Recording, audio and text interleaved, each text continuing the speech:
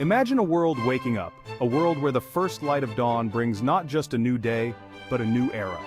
For centuries, life has been about survival, faith, and tradition.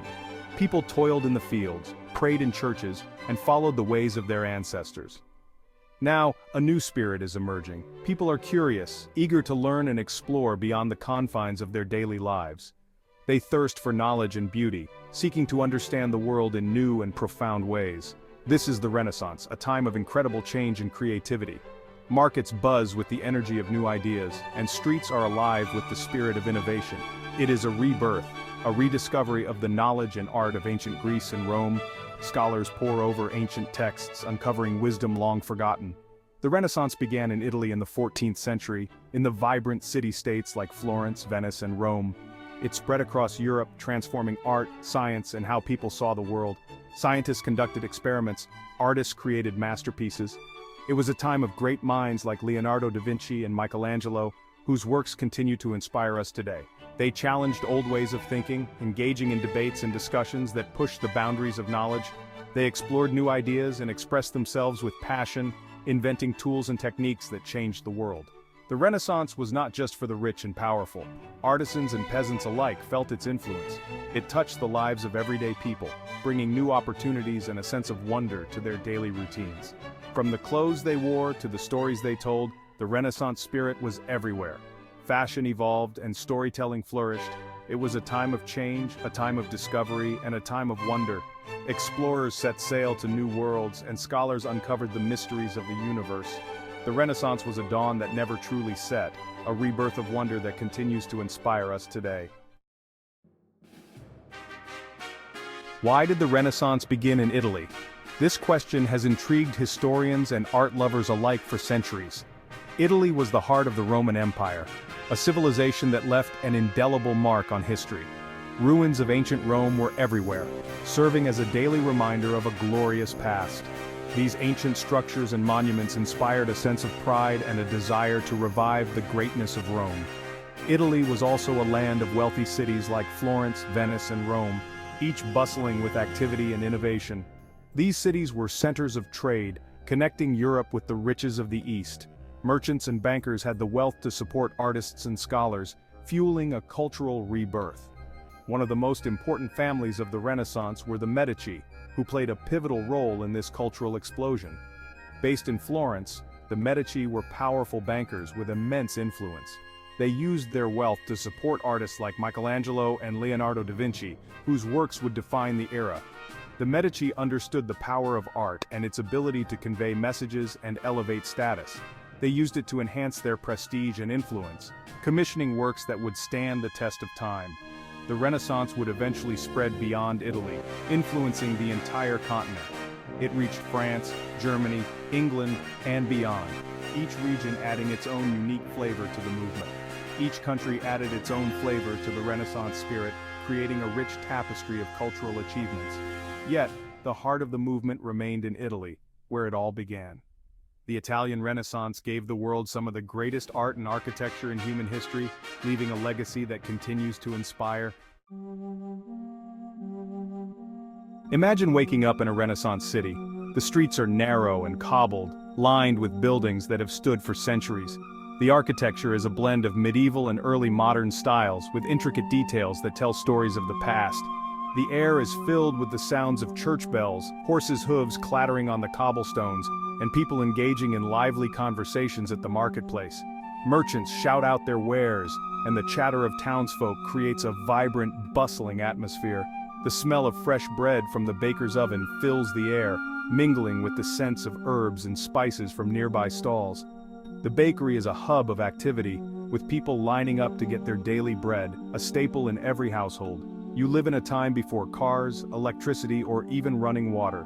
Daily life involves manual labor and simple tools. Cooking is done over open fires and water is drawn from wells. Every task requires effort and time. Life is different, slower, and more connected to the rhythms of nature. People rise with the sun and rest when it sets. Gardening, farming, and tending to animals are essential parts of daily life, providing food and sustenance. Your home, whether a simple workshop or a grand palace, is your sanctuary. Family is important, and meals are shared together, often around a large wooden table. The warmth of the hearth and the company of loved ones make the home a place of comfort. Several generations often share a home, with grandparents, parents, and children living under one roof.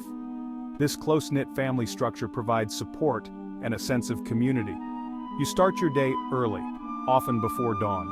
The morning routine includes lighting the fire, preparing breakfast, and getting ready for the day's work. Each day brings new challenges and opportunities. Work is how you contribute to your family and community.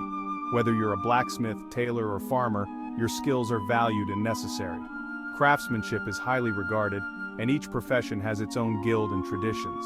The Renaissance was a time of change, but it was still a deeply religious era. Church services and religious observances are central to community life, providing spiritual guidance and a sense of belonging. Church bells marked the passage of time, ringing out to signal the hours, call people to worship, and announce important events. Their sound is a constant presence in daily life. Religious festivals were a major part of life, bringing the community together to celebrate, pray, and enjoy feasts. These events are filled with music, dancing, and a sense of shared joy. Despite the hardships, people found joy in simple pleasures. Meals are a time for laughter and conversation. Children play games in the streets and musicians perform in public squares, adding to the lively atmosphere. Sharing stories, singing songs, and celebrating together were all part of daily life. Taverns and inns are places where people gather to unwind, share news, and enjoy each other's company. The sense of community is strong, and every day is filled with moments of connection and joy. Section 4. Homes, humble and grand. The homes of the Renaissance varied greatly depending on wealth and social standing. The poor lived in cramped, crowded conditions.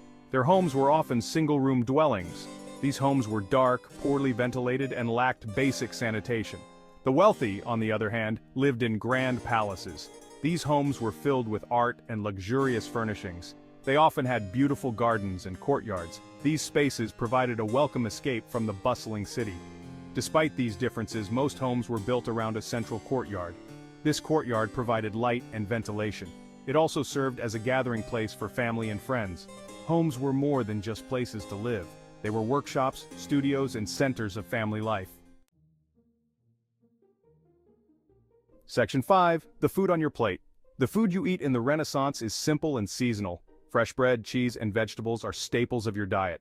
Meat is a luxury, enjoyed mainly by the wealthy. You might raise chickens or keep a small garden to supplement your meals. Meals are social occasions.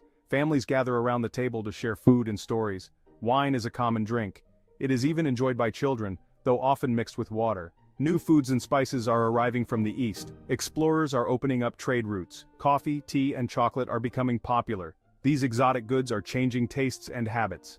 The Renaissance is a time of culinary exploration, as well as artistic and intellectual discovery. Section 6. Education and the classical world. Education is highly valued during the Renaissance, at least for boys. Girls typically receive a domestic education.